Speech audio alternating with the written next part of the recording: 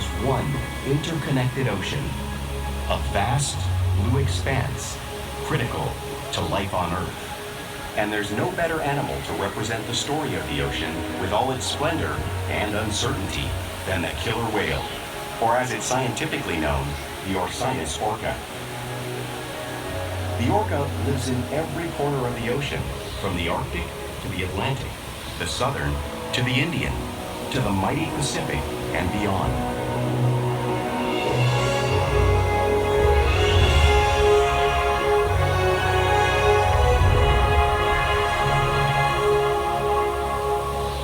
This whale's story is the ocean's story, and it is one we all share.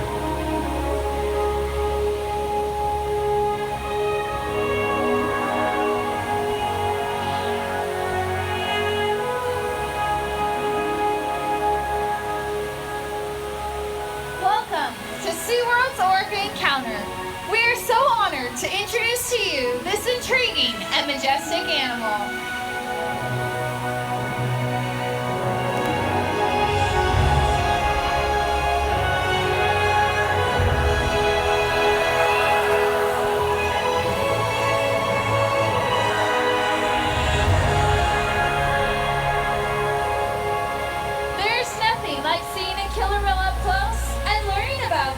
And their natural behaviors.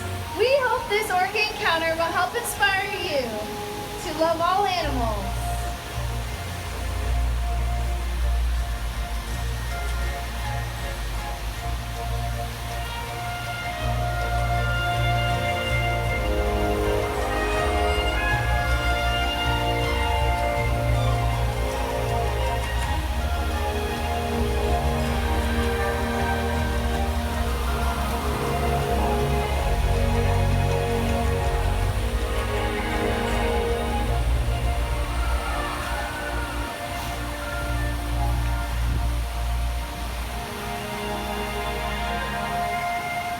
While they are found in every ocean, orcas living off the coast of Iceland are quite different than those near Costa Rica.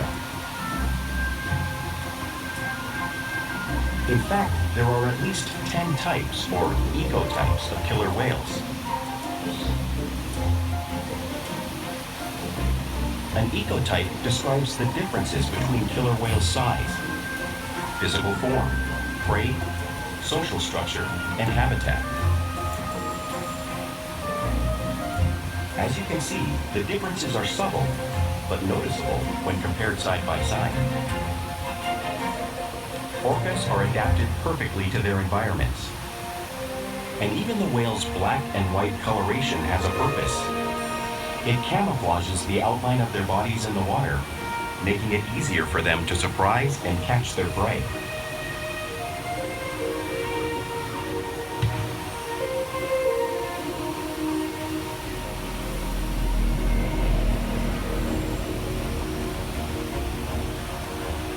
When viewed from above, the black of the whale blends in with the dark depths of the ocean.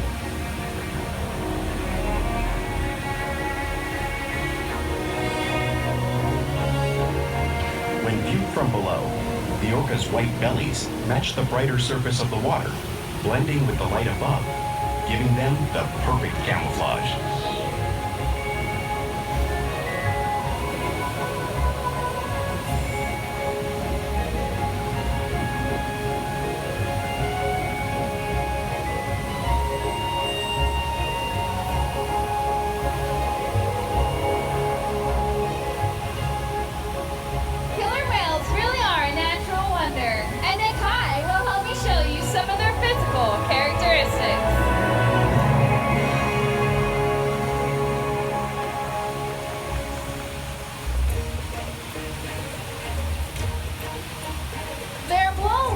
Perfectly designed for getting a quick breath at the surface.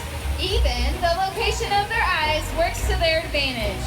It looks like their eyes are in this white patch, but that's a visual distraction. The eyes are actually located in the black area, camouflage from thrashing prey. The fin on top of the whale is called the dorsal fin, which helps stabilize orcas when swimming and helps regulate their body temperature. flippers on either side of the whale's body are called pectoral flippers and are used mainly for steering and stopping. Pectoral flippers have 5 bony digits inside them, just like the human hand. The lobes on either side of the tail are called flukes. The tail flukes are the killer whale's engine, propelling them close to 30 miles per hour, as fast as our speedboats. But they swim the fastest and use the most power when they are propelling close to 10,000 pounds of their body out of the water.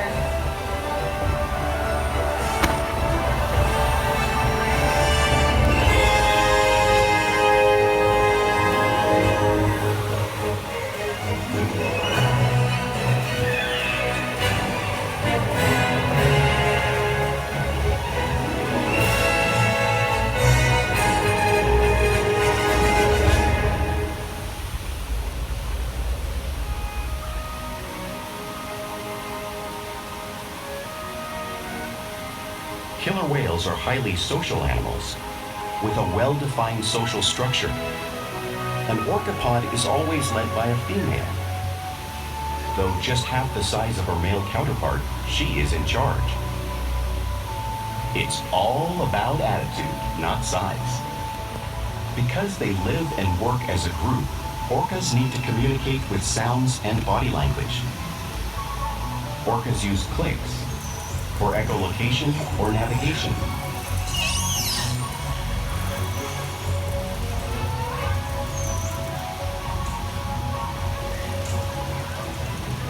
Whistles to socialize in the pod. And calls for group coordination and hunting.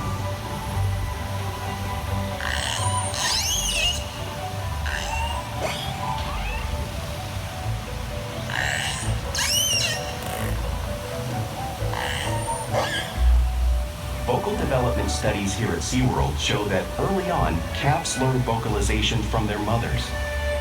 But as they grow, they learn from others close to them as well. This is a bottlenose dolphin call that Shuka learned and even taught other killer whales here at SeaWorld. In fact, orcas are the largest members of the dolphin family.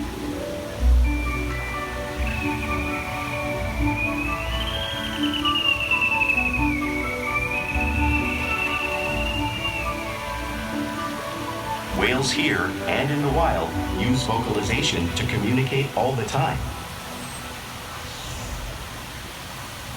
Like all animals, killer whales use body language as part of their communication. They use pectoral flaps to show dominance and to get noticed. For example, a mother may use a pec flap to get her calf's attention. But if they really want to be heard, they breach.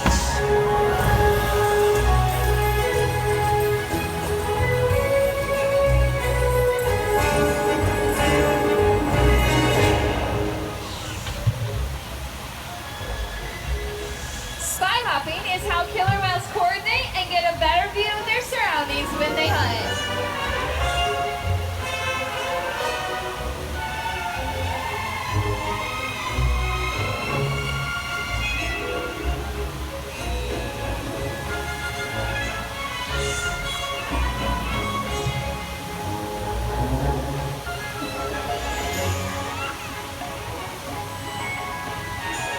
Fluke slaps are also a form of communication the killer whale uses in the wild.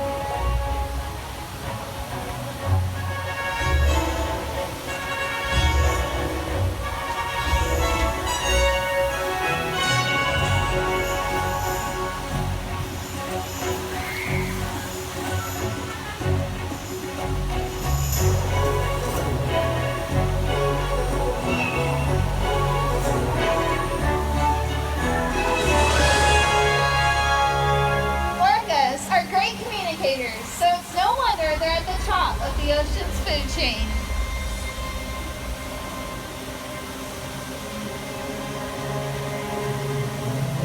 Killer whales work together to rear their young, protect their pod, and most importantly, pursue and catch their prey. Every day they cooperate to survive in the wild oceans of the world. The orca's hunting techniques are as varied as the whales themselves. Norwegian killer whales will circle herring, herding them together. The whales use sounds to coordinate with each other and to disorient the herring. With the fish confused and contained, the whales stun them with their powerful tail flukes, making for an easy meal.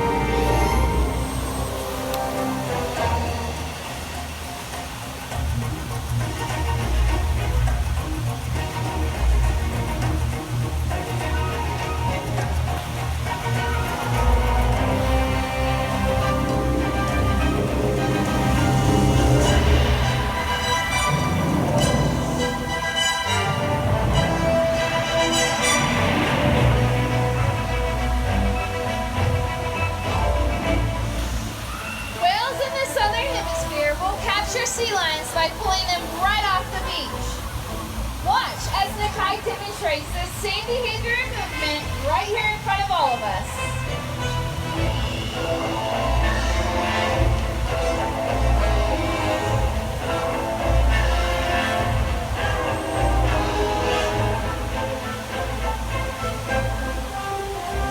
Antarctic orcas will actually create waves that wash seals off floating ice.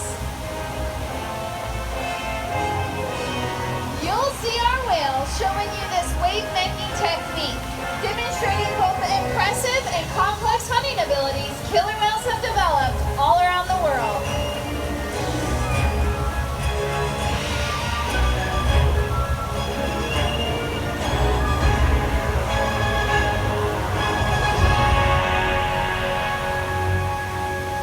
You just saw those waves crashing towards you, but you can't really imagine the amount of water displaced until you experience it firsthand.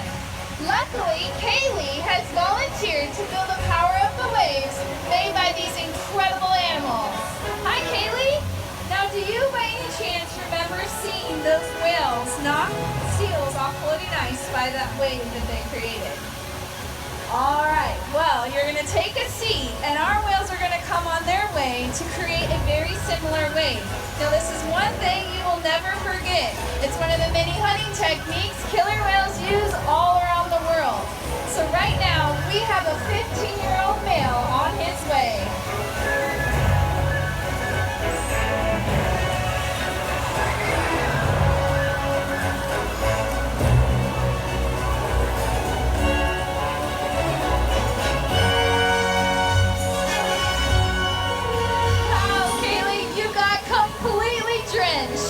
Well, thank you for being such a great sport. Because killer whales live in every part of the ocean, it's no surprise they eat all sorts of prey, including other whales. The blue whale on the screen is the largest animal on Earth. It is 5 times longer and 50 times heavier than this killer whale. So, how does a killer whale this size eat a whale that size in the wild? It's possible because orcas are the ultimate team players. In this example, we see the larger male orcas surround a sperm whale, forming a perimeter, while the females continue to drive the whale forward until it reaches exhaustion. The calves then move in to join the adults in the group. Whatever their prey, killer whales always cooperate and hunt together, making them a highly successful predator.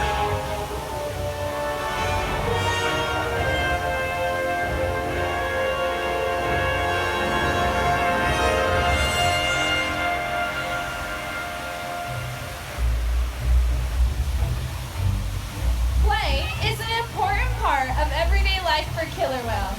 It's how they teach their young to hunt and practice their skills as they grow. Orcas spend lots of time interacting and showing their playful side in the wild and here at SeaWorld. Porpoising is when an orca swims fast, breaking out of the surface of the water briefly.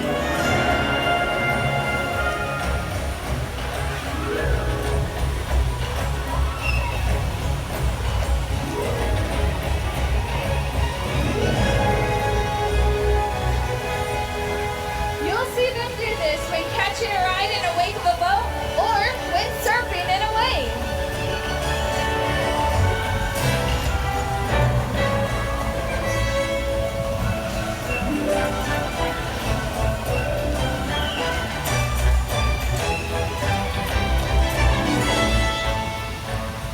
Orcas like to be touched and will rub their bellies on rocks when they can.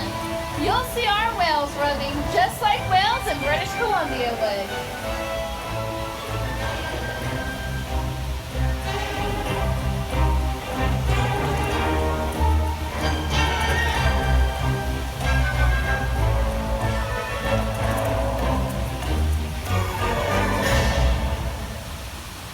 You'll even see whales imitate each other in the wild.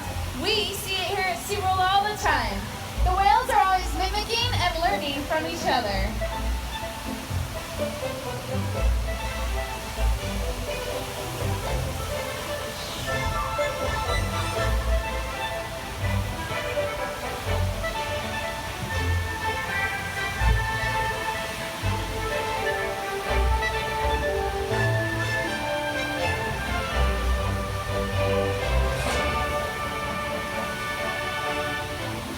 Playful behavior has a purpose. There's multiple behaviors used in hunting to stun fish, but today they just might be stunning you.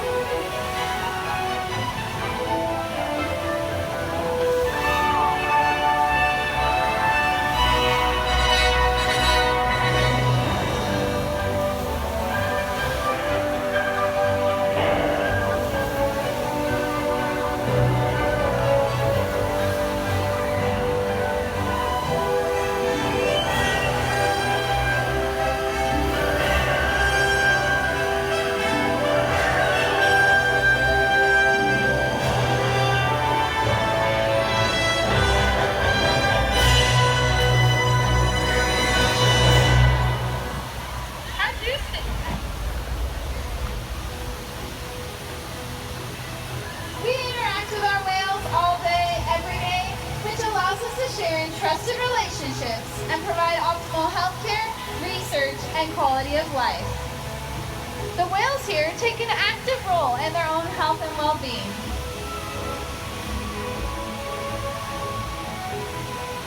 Ikaika is showing us his tail flukes, which is helpful when we want to receive a blood sample.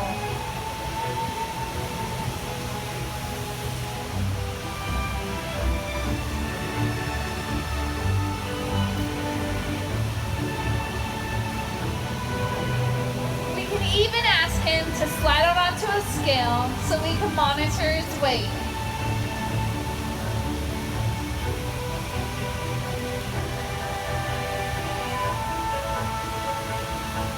We can even ask our whales for a breath sample. Now this is all possible because of the relationship we have built day after day here at SeaWorld.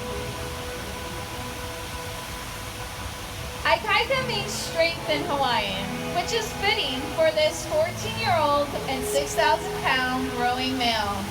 Ikaika is full of life and personality, and we consider him our goofy whale here in San Diego. He's also participated in a research study about hearing, where we were able to get an average threshold of just how well killer whales can hear. And through this study, we were able to learn that Ikaika hears at a higher frequency than other whales, and this is one of the many ways they can contribute to their wild counterparts. We challenge the whales to learn new things, engage, and stimulate their minds. Diet, exercise, and of course play keeps them in great shape. The whales here at SeaWorld have helped killer whales in the wild by participating in many research studies. One ongoing study monitors the whale's heart rate and breathing to understand how marine noise pollution from ship engines and other sources affect wild populations.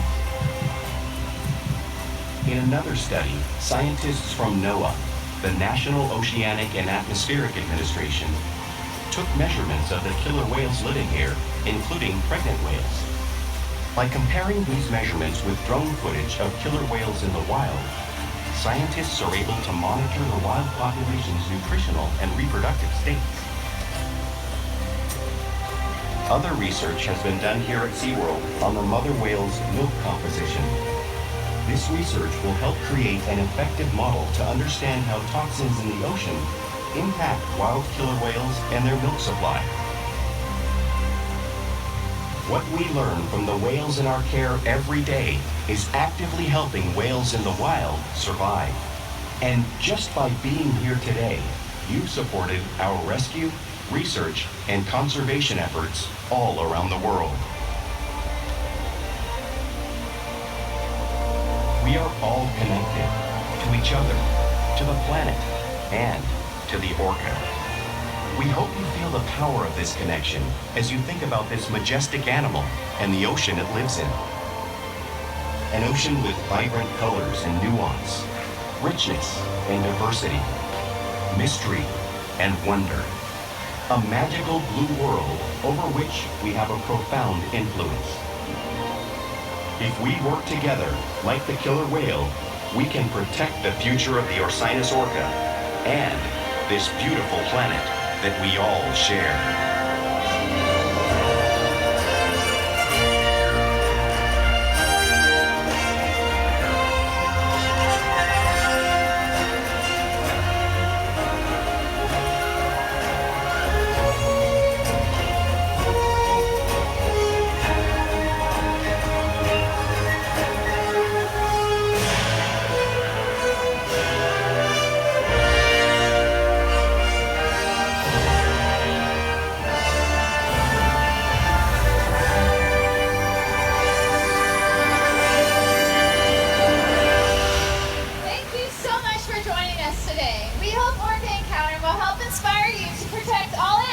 And the world we share. Have a wonderful day here at SeaWorld San Diego.